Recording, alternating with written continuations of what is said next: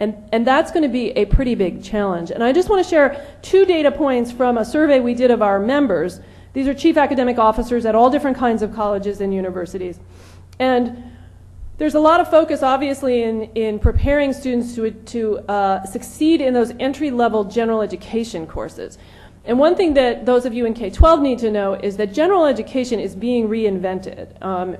At nearly every institution we surveyed, something was going on about redoing their gen ed program. They were either examining it, implementing changes, assessing in new ways. Only about 11% were not making some kind of revision in their gen ed program. So again, this is a moving target that you are trying to shoot towards, which just is going to make this a little more challenging. The other thing we found is that while you are preparing people for traditional sort of distribution gen ed requirements, the entry-level course we're requiring you to take in writing and math and etc., everyone is trying to get to a more integrated place with their curricula. And so what we found is 2/3 of colleges and universities have some kind of distribution model for their requirements, but they also have integrative elements. They have learning communities, they have capstone courses, they have things like that. And to the extent that the standards can set students up for success in those more integrative models, we'll be in good shape. So finally, some implications for the implementation. We've already said that obviously success post-college graduation is going to depend on a broader skill and ability set than just English, language arts, and math. We all know that.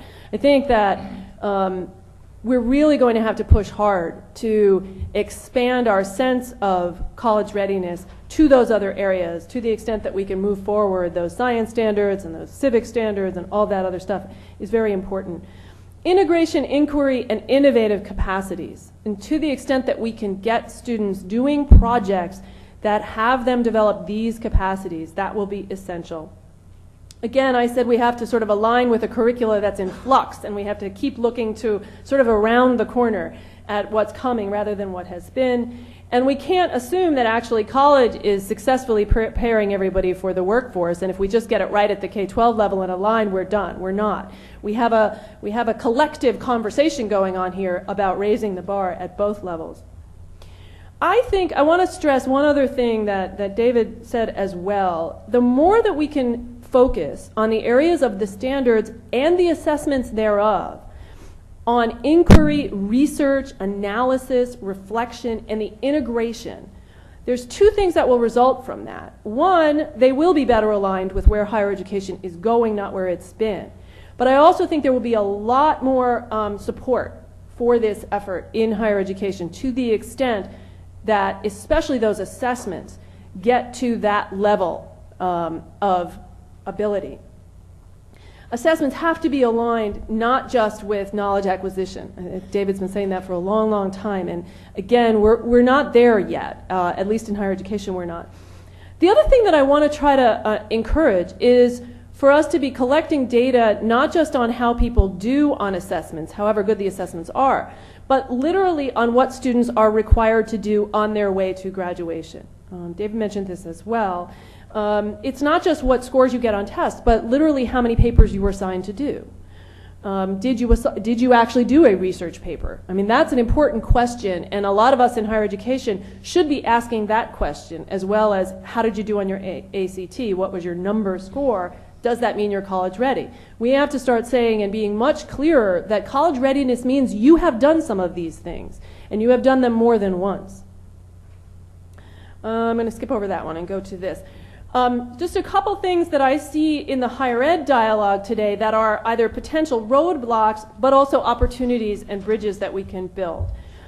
I think that right now our focus on cost, completion, efficiency is actually pulling us away from and distracting us from what I think is the more important conversation about quality and what quality means. And don't misunderstand me. I think we have to deal with the revenue problem that we currently have. We have to deal with the problem of our low graduation rates. But we can't do it at the expense of moving forward on increasing quality. We have to somehow bring these conversations together. And that's a worry that I have. Muriel asked about what I'm worried about. I'm worried about that at the college level. The other thing, you may have seen an article this morning in Inside Higher Ed about transfer, and this has been a trend for a long time.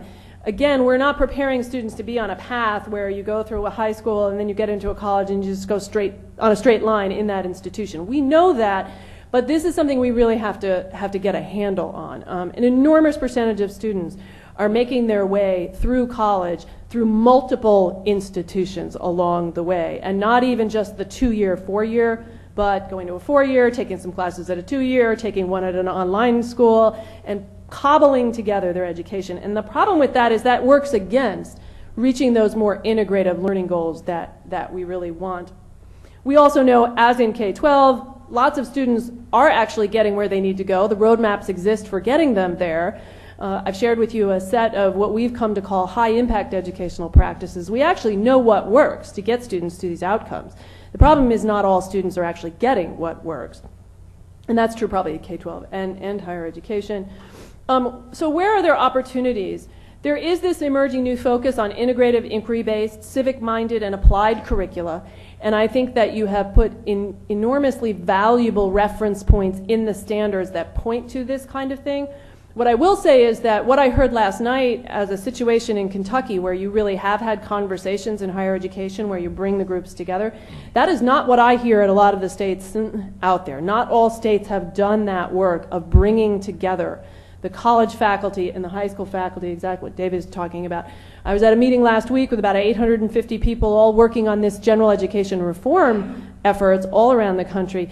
And lots of faculty members really don't even know what the Common Core standards are. We have a long way to go in our communications effort on that. The other opportunity, I think, has to do with more sophisticated forms of assessment. That is another area where there's a lot of work going on in colleges and universities, more qualitative forms of assessment, more looking at what students are actually doing and artifacts of their signature assignments across their college careers in e-portfolios.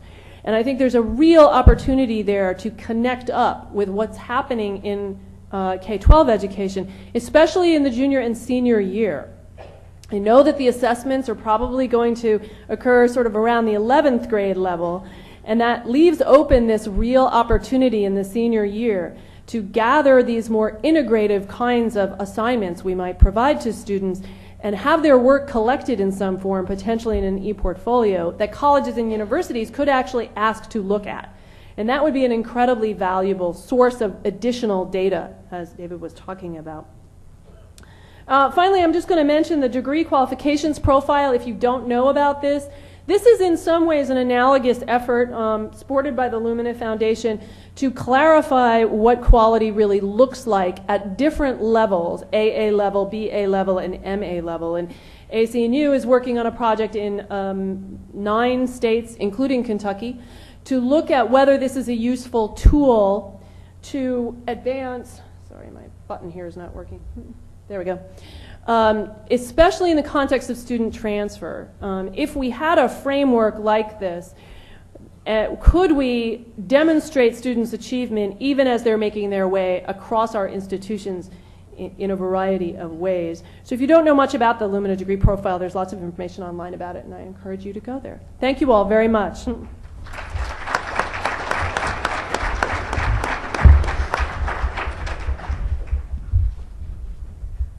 Thank you both. I want to follow Jolene's excellent example of ending on time. Can someone correct my watch? Do we have a couple minutes yet? I think so.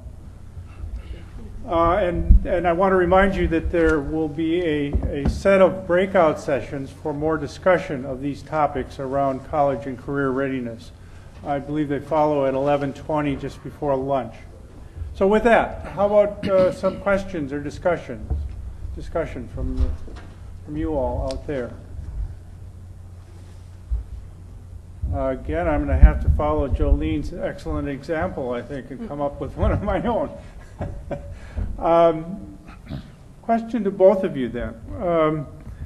On the one hand, you both spoke very clearly about the breadth and complexity of this agenda around college and career ready at all levels, essentially. On the other hand, I guess at least I started out thinking we need some common understanding of what that means. and common, not just, I assume, among educators, which most of us in this room are in one way or another, but also with students and parents and the public at large.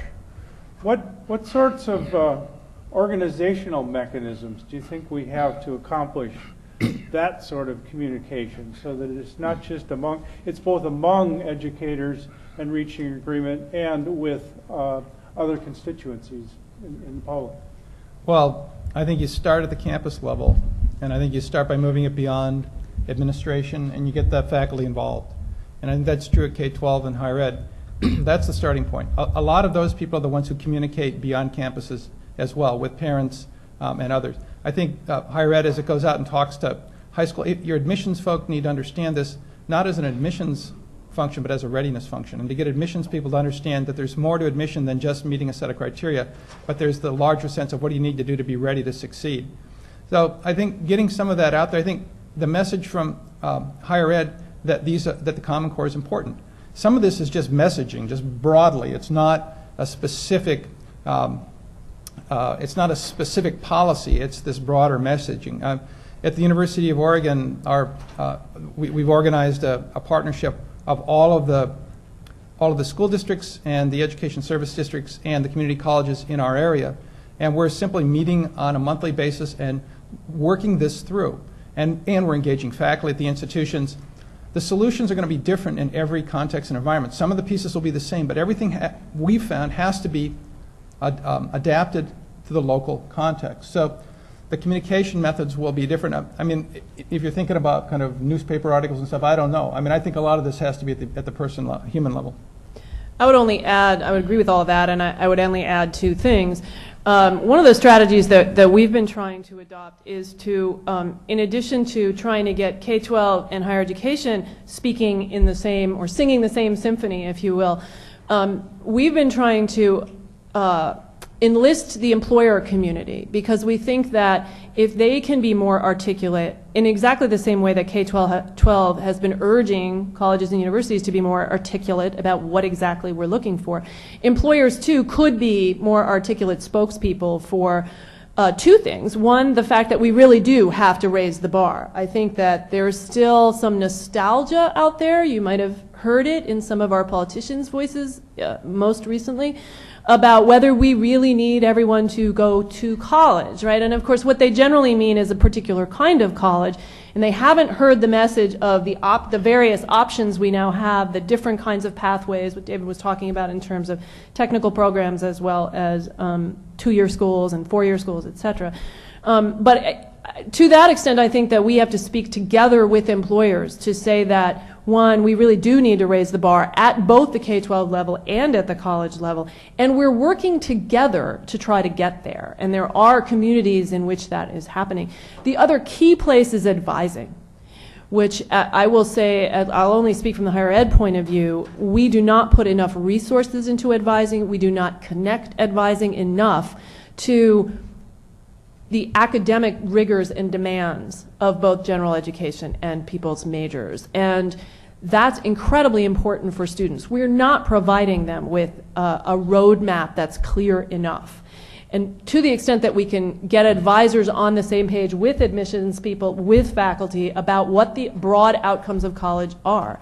The truth is, the message that we've sent to students is, well, there's just going to be a bunch of courses you're going to have to take, and you're going to have to get a good GPA, and all that really matters is your choice of major, which better sound like a job or you're in trouble, right? And I know none of that is actually very helpful, and none of it is really what you really need to prepare for long-term success in the economy. It's not which courses you took, right? It's what you learned over the course of that. So the more we can speak together on that, including advisors, I mean, an enormous goal of mine would be for college advisors and high school counselors to be on the more on the same page as well.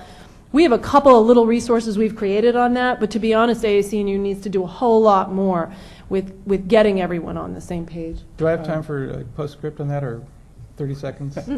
Well, the state, a number of states are taking a look at the relationship between test scores and remediation and placement.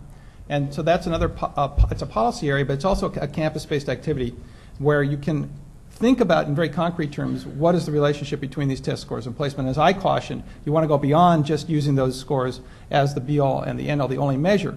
However, it is a way to communicate that gets people's attention because it is related to ultimately the cost of college if you have to take remediation and so forth. So that's one other area. Texas, California in particular are doing a lot in that area. Florida, others are right behind them. Thank you Kentucky, both. too. I should have asked a simpler question, I think. Please join me in thanking Deborah and David. And I believe we're going right on to the next session right away. So please stay with us. Thank you, sir.